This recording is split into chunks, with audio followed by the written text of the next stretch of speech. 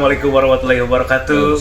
Sedulur-sedulur dari Ustadz Danu Official Channel sama Pak Haji Hasan Bisri BFC dan semuanya ada di sini. Ustadz Hilman juga ya. Apa namanya itu? Ahilman Fauzi. Ahilman Fauzi dan Bumi Channel. Ya. Alhamdulillah hari ini habis live kita siraman kolbu. Sekarang kita mau ngobrol-ngobrol. Kangen juga udah lama nggak ngobrol-ngobrol. Apalagi ada Ustadz Hilman, ada yang tamu kita ada Uli, ya, Juliana Muhtar. Ini masuk aja lah. Ada yang mau ditanyain nggak, Ustadz? Kayaknya Pak Uli ini kelihatan dari Iya, maskernya. soalnya di Jakarta ini kami sendiri Pak Ustadz dan sama orang tua juga jarang ngobrol. Nah pas banget nih. Jadi tuh kayak yang kan di dalam ditinggal sama almarhum tuh 2 tahun. Kadang kayak yang masalah Bisa jodoh dibuka itu. nggak apa-apa? Oh bisa. Bisa. Bisa. Yang penting nggak Bisa. COVID gitu aja ya. Enggak, cuman tuh ya ada tisu nggak ya? Ini mau disuapin. Boleh, ya. Biar rapi. Nggak apa-apa. Nah cuman itu kayak yang masalah jodoh, kayak susah, bukan susah sih, kayak ada sesuatu kayak nggak jadi gitu. Ada yang mau dikenalin tiba-tiba nggak jadi gitu Ustaz. Oh gitu. Dikenalin nggak jadi. Ada yang Selama 2 tahun terakhir ini. ada yang oke, tiba-tiba mau yang istri kedua, gitu loh. Padahal maunya jadi istri ketiga. Sama. Biasa sama. Gak tahunya dulu seide ini kayaknya. Seguru dulu Kalau yang gitu-gitu ya. Yang lain enggak. Jadi pengen tuh yang tenang-tenang aja gitu, yang damai-damai aja. Ya memang kalau yang begitu Mbak, sebenarnya kalau kita runut aja ya, kita runut kenapa sih kok gagal? Kalau saya malah tidak bertanya kenapa gagal dulu, tapi melihat dari kondisi. Kalau memang tipikal Mbak Uli itu tipikal yang tidak emosional umpamanya ya, kemudian nurut sama orang tua umpamanya, itu kalau dikenalin nggak jadi, kemudian atau sudah dikenalin tapi nggak jadi juga, umpama ini hanya umpama. Menurut saya itu yang memilihkan memang Allah. Jadi jodoh itu kita nggak ngerti, kita hanya bisa berikhtiar. Jadi kalau umpamanya begini nih, kita kasih salah satu ayat Quran, umpamanya menceritakan wa fis sama iriskukum wa ma tu'adun. Di langit ada jalan rezekimu, di langit. Berarti sebenarnya rezeki orang itu di dunia atau siapapun itu sudah disiapkan oleh Allah Ta'ala. Dan apa yang dijanjikan Allah, dijanjikan itu ya bagi orang-orang yang takwa. Ya, dijanjikan itu berarti Allah kalau bilang yang dijanjikan, kalau Allah berjanji berarti bagi orang takwa.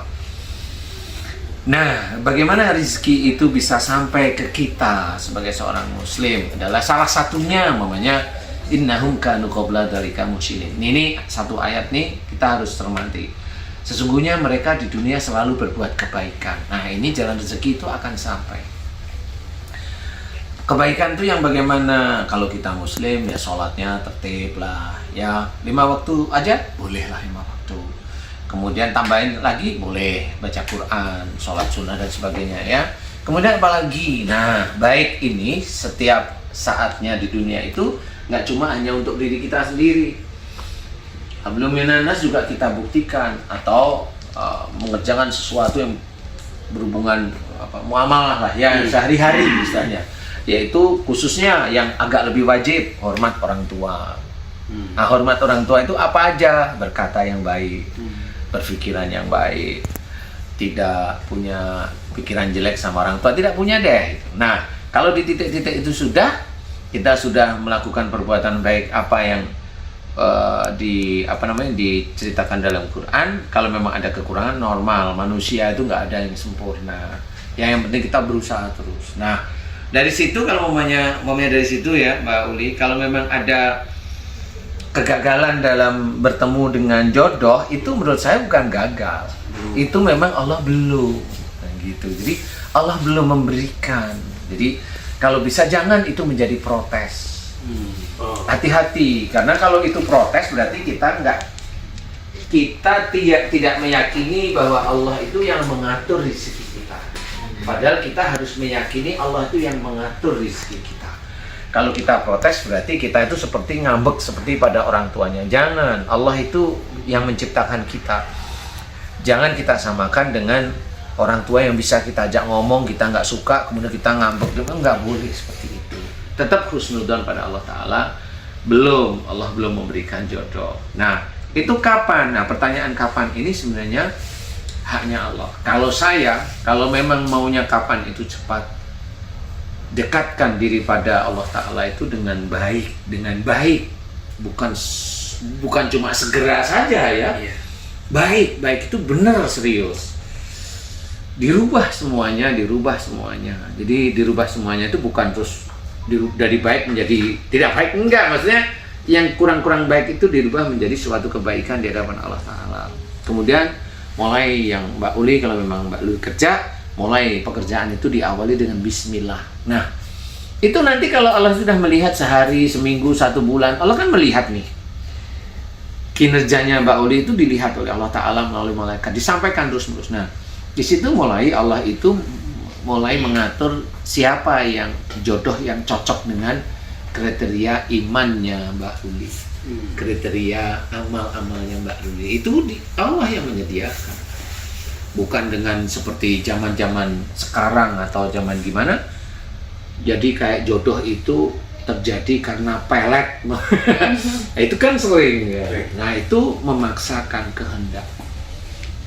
Itu nafsu. Pelet itu kalau memang terjadi dan wanita itu dapat, berarti dia melakukan kemusyrikan. Jadi dia memaksa istilahnya. Nah, itu tidak boleh. Walaupun itu terjadi diizinkan oleh Allah Ta'ala akhirnya menikah, ya, tapi dia memaksa. Sama seperti orang mencuri. Walaupun Allah mengizinkan, saya tidak bilang ridho ya, beda. Mengizinkan itu semuanya kan diizinkan. Kalau ikhtiarnya ada, diizinkan. Persoalan haram halalnya itu persoalan yang orang kan beda-beda. Jadi intinya adalah Mbak Uli, dekatkan diri Mbak Uli dengan Allah Ta'ala beneran. Dekat dengan orang-orang yang baik. Istilahnya kalaupun mamanya Mbak Uli beribadah pun jangan belajar untuk tidak riak, sombong, ujub, riak, sombong itu belajar. Karena untuk sampai kita itu ingat apa yang saya kerjakan tentang kebaikan ini, jangan sampai menjadikan saya ujub atau bahkan riak, itu sulit sebenarnya. Nah, pada waktu kita itu belajar untuk itu dipegang, kita berusaha untuk menjadi baik di hadapan Allah Ta'ala. Nah, nanti Allah pasti memberikan jalan. Insya Allah pasti. Kalau saya gitu, tunggu ya nggak apa-apa.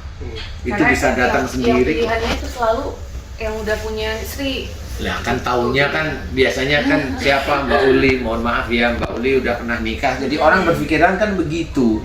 Padahal kan hati Mbak Uli kan orang nggak tahu sebenarnya. Nah, ini maksud apakah jadi ujian juga nggak Mbak Uli? Kan gini, Mbak Uli kan kayak punya prinsip bahwa saya nggak mau nikah sama yang sudah beristri gitu ya. Itu jadi ujian nggak sih ketika mau? Apakah itu jadi ujian atau seperti apa? Ya sebenarnya kalau kita itu belajar untuk survei, ya, ini survei ya. Yang real dulu deh. Ya. Survei itu orang yang saya tidak bilang Mbak Uli ya, orang yang akan mendapatkan jodoh itu adalah nanti itu orang yang dia sudah punya pasangan. Iya bener lah. Iya, orang yang sudah mendapatkan pasangan, karena orang mendapatkan pasangan itu aneh-aneh pikirannya kadang-kadang itu. Nah itu lebih berani, lebih gobalnya itu ya bener gitu loh ceritanya. Lebih berpengalaman untuk menipu satu dengan yang lainnya. Menipu Iya loh, serius loh. Karena expert itu ya. Iya, jadi kalau dianggap itu survei itu nomor 1 adalah laki-laki yang sudah punya istri itu nomor 1 gampang sekali deketin cewek. Karena dia pengalaman. Dan memang suka kelihatan keren ya kalau laki-laki yang sudah punya istri itu ya. Bagi wanitanya kali ya. Tapi kalau bagi laki-lakinya itu kan gini ya, mamanya maaf nih ya. Maaf lah ya. Maaf nih, ya. pas Bobby ini kan dulu nggak sekeren ini gitu. Iya. Sekarang keren banget gitu. Sampai Man Bobby itu juga parfumnya aja udah milih ya. Roja. Waduh, ya Allah. Enigma. Masih dalam angan-angan. Jadi kalau umpamanya kita berpikir real aja nih, Mbak Uli, ini real tapi bercanda tapi santai ya, kita real aja. Laki-laki yang sudah beristri itu kalau dengar siapa dia, mohon maaf Mbak, saya nggak merendahkan ya, ini hanya sehari-hari ya. Oh dia sih ini apa umpamanya model, dia sudah punya suami, dia janda, itu langsung zen, itu tuh ada di sini nih. mohon maaf nih, makanya saya minta maaf beneran nih. Ini bukan menjelekkan, enggak. Ini laki-laki yang berpikir ya, bukan mau. Itu laki-laki berpikir. Nah, kalau janda mah, ini laki-laki jelek ya. Janda mah gampang karena dia juga pasti pengen. Itu otaknya begitu loh biasanya. Dan itu yang cepat. Tapi kalau mamanya laki-laki yang belum pernah beristri, dia ketemu janda malah mikirnya begini. Kok janda ya?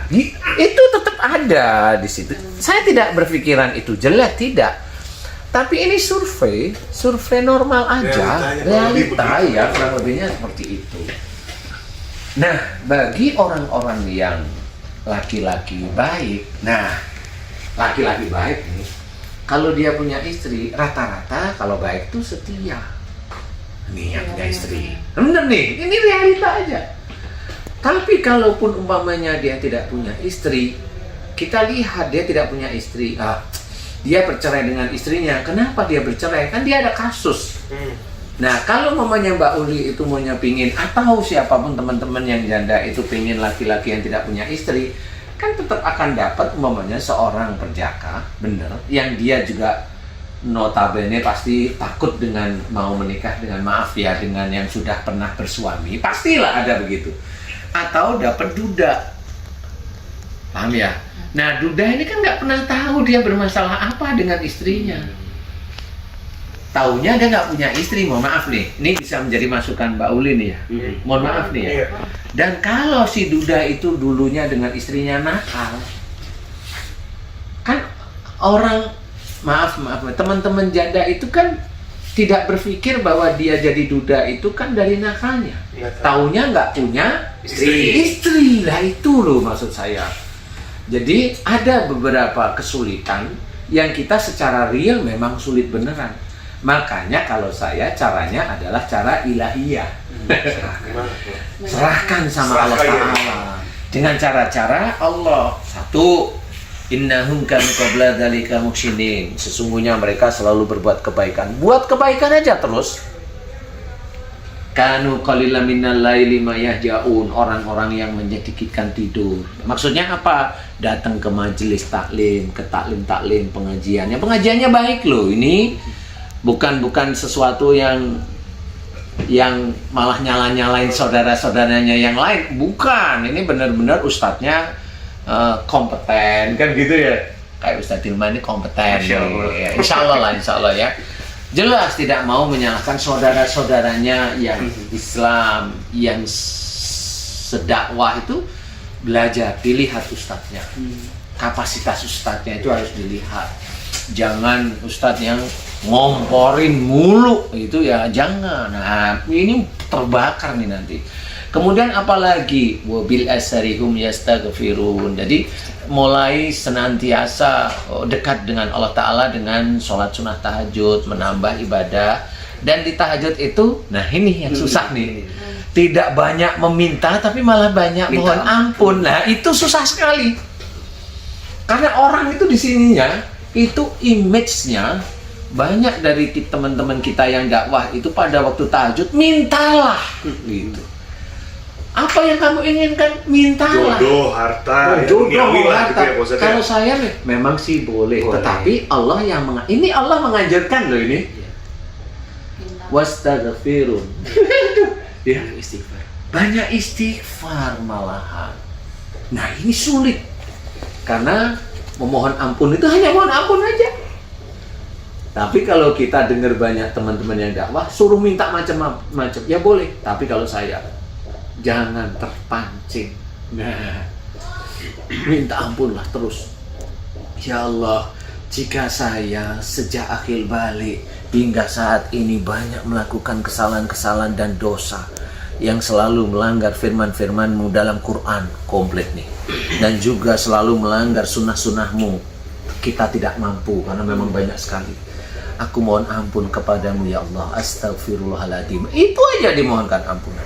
Kita masuk ke ranah ayat tersebut. Jadi bukan hanya untuk duniawi saja. Malu kalau saya malu. Allah menganjurkan mohon ampun, kita minta. Malu kalau saya. Walaupun boleh sih.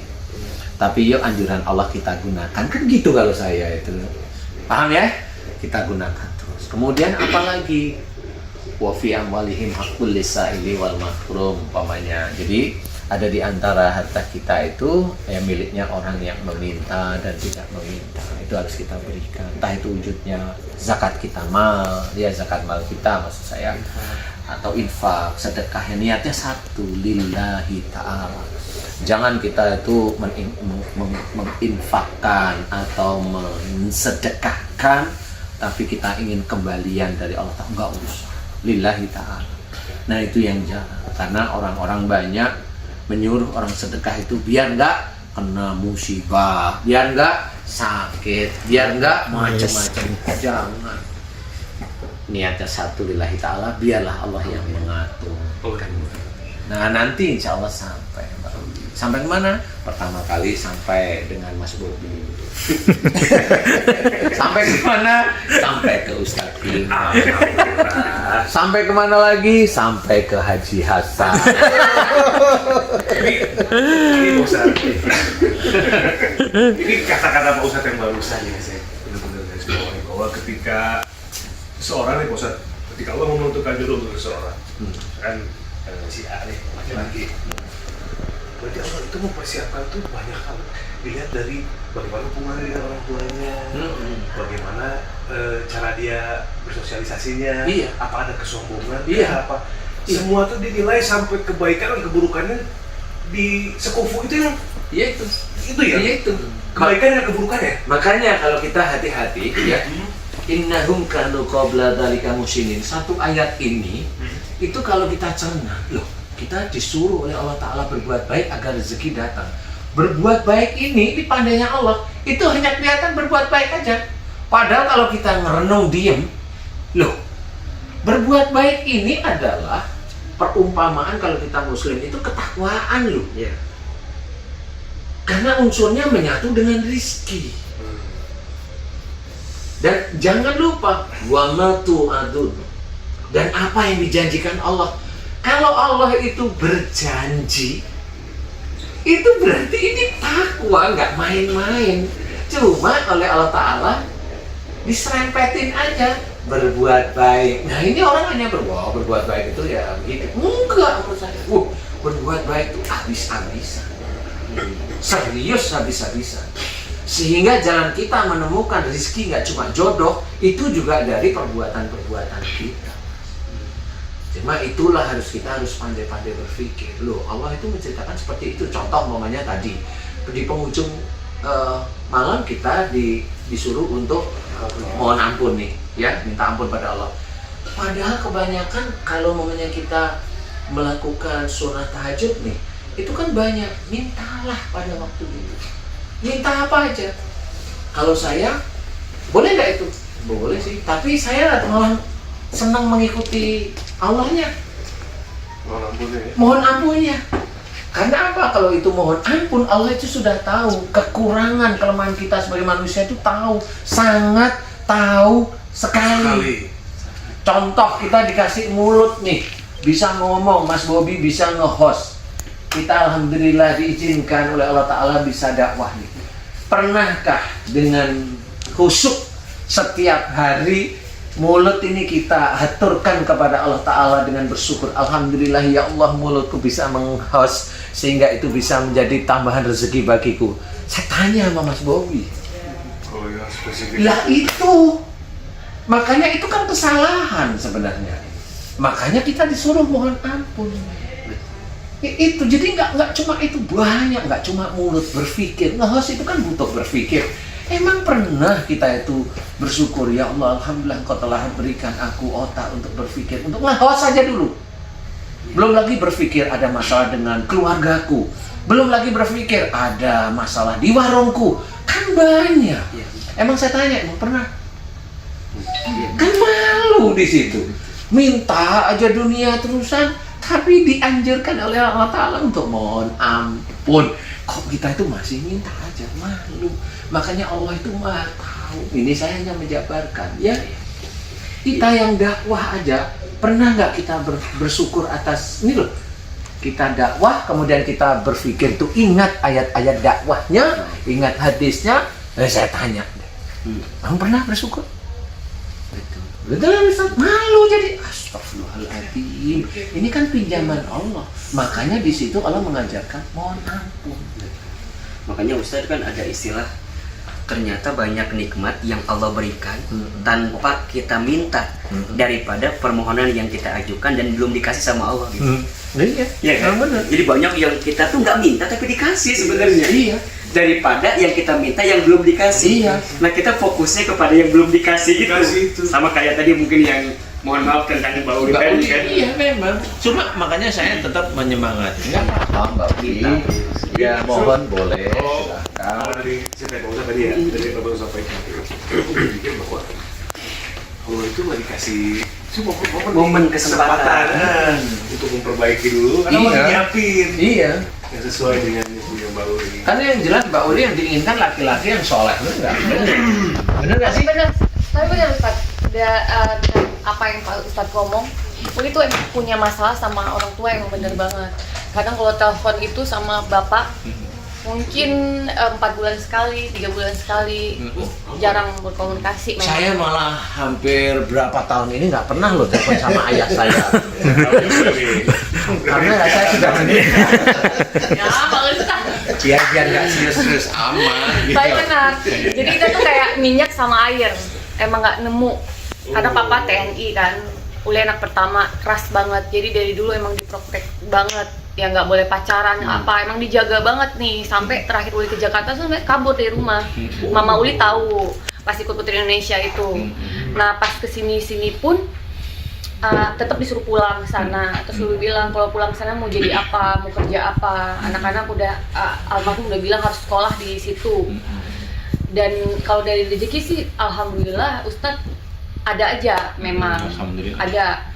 Nah segi itu misalnya tuh kalau jodoh, kalau yang sembarangan Uli pilih ya dari dulu mungkin Uli udah nikah. Cuman kan kita kan pengennya yang kayak Pak Ustadz bilang, iman ya segalanya lah kan, itu yang karakternya udah dapat tiba-tiba punya istri kayak gitu. Jadi lebih yang ke Saya sebenarnya ada temen baik banget.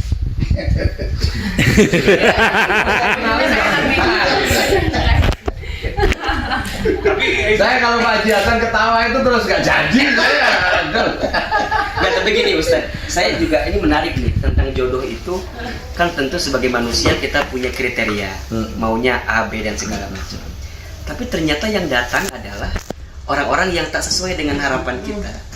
Yang dimaksud ridho itu seperti apa dalam konteks jodoh itu? Apakah ya sudah terima atau kita malah nolak? Nah khawatirnya kalau nolak nggak nerima apa yang Allah kasih gitu. Termasuk tadi Mbak Uli membatasi dirinya mau sesuai dengan apa yang saya mau. padahal imannya sudah bagus. Boleh Iya, jadi iya, orang itu iya. dikirimkan adalah orang baik. Iya, sebenarnya kan banyak hal ya. Kalau istilahnya kalau Allah ridho itu kan menurut saya itu terlalu tinggi, Ustaz. Iya. Saya kalau membayangkan Allah ridho itu sedih ya itu. Sedih itu bukan tidak mau ya. Terus untuk mencapai Allah ridho itu sampai apa iman kita ya? Kan gitu ya. Nah, kalau umpamanya Allah mengizinkan itu kan di kelas-kelas kita manusia aja lah dulu ya. Jadi kalau Mbak Uli maunya pingin orang yang soleh namanya. Nah, sebenarnya single. Sebenarnya itu Allah itu persoalannya bukan itu dijodohkan dengan yang orang soleh tapi beristri, belum tentu itu juga gitu. Tetapi Allah itu ingin melihat apakah Mbak Uli itu termasuk kriteria yang diinginkan itu sama dengan Mbak Uli. Kan Allah itu kan mau memberikan itu kan sekufu. Kalau yang diinginkan Mbak Uli itu soleh itu apa? Kalau di dalam pikiran dan hatinya Mbak Uli soleh itu yang bisa membimbing saya. Kan gitu nih. Membimbing saya itu kan bukan dan anak-anak ya maksudnya. Dan pada waktu ada keinginan membimbing saya beneran, itu kan benar-benar laki-laki yang diidamkan itu yang satu umpamanya, yang tidak punya istri. Kan gitu. Nah, yang tidak punya istri ini yang soleh di umur sekian yang belum nikah atau duda kan jarang. Kita mikir real aja kan gitu. Yang soleh dia pasti kalau sudah punya istri setia. Pak Haji Hasan sama istrinya setia, soleh sekali kalau saya lihat. Tapi mau tadi Uli foto pernah ketemu satu kali ini jodohin sama orang kan. Udah komplit nih, udah segalanya komplit. Dia umurnya terlalu tua. Loh kan? Itu. Kan keinginan. Inisialnya siapa? Ya. Apa biasa? Kalau bisa kok inisial saya nih. Sobri gitu ya. Yang terlalu tua tuh laki-lakinya. Iya, umurnya 50-an lah. Oh. Uli tuh pengennya 47 ke bawah, jangan 50 gitu. Bisa. Oh, menurut saya muda banget. Udah. Karena Uli 33, dia 50. Oh, 33. Jauh. Jauh. Padahal tuh udah baik. Iya. Dari karakternya udah dibilang, ini yang kita jodohin itu baik banget. Sampai dia bilang, Uli kalau bisa jangan sakitin gitu. Nah, itulah yang Baik. susah. Mapannya juga oke sih. No, Oke sih. sebenarnya Karena nafsunya Mbak Uli nggak mau yang segitu. Iya. Padahal yang namanya nggak mau itu apa yang dicari? Nah, kalau itu. saya berpikir, yang penting Mbak Uli. Performa gitu. Bukan. Nah, jadi benar saya mau ngomong, yang penting itu dari sisi batinnya itu Iya. aman lah kan gitu. Kalau orangnya baik itu batin itu aman semua. Iya, tenang. Iya, apalagi Terus pas udah Uli nolak kan, terus kayak ada penyesalan kan. Terus Uli coba Uli yang ngechat duluan kan, karena apa dia respon kan kita udah sempat makan, tapi Uli nggak pernah berdua sama teman. Nah dia kayak yang seneng ya tadi ketemu. Uli nggak balas-balas sampai besok karena kayak aduh males deh nggak mau kasih harapan gitu.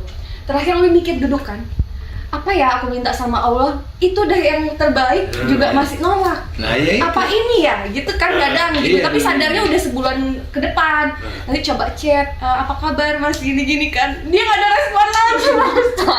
Nah Iya. itu kan jodoh. Kan gini. Sebenarnya gini ya. orang bagaimanapun juga orang itu dia punya gengsi. Iya sih. Nah ini kesalahan. Orang itu punya gengsi. Dia punya martabat ceritanya. Kalau mamanya dia agamanya cukup lumayan baik, dicuekin, dia akan mutus. Udah, ini bukan jodoh saya. Dia langsung begitu. Kalaupun umpamanya dia kemudian nggak dihubungi sama Mbak Uli, dia dekat wanita, dia mencoba untuk setia dengan kenalan barunya yang dianggap baik. Itu kesalahan manusia. Itulah yang saya namakan. Itulah egois. Kesombongan. Makanya kalau saya bilang apa yang mau dicari sebenarnya? Sebenarnya makanya kalau saya bilang Allah itu kadang itu tidak pernah ngomong di telinga kita, tapi Allah itu kadang-kadang itu langsung menunjukkan. Tapi manusianya sendiri nggak ngerti. Coba Mbak Uli sholat, dalam Fatihah itu bacaannya kan minta diberi jalan yang lurus, jalan yang diridhoi. Doanya bisa aja, tetapi Mbak Uli nggak ngerti kalau itu sebenarnya sudah di depan mata. Tapi karena ego, karena kesombongan, karena keinginan secara ini musnah.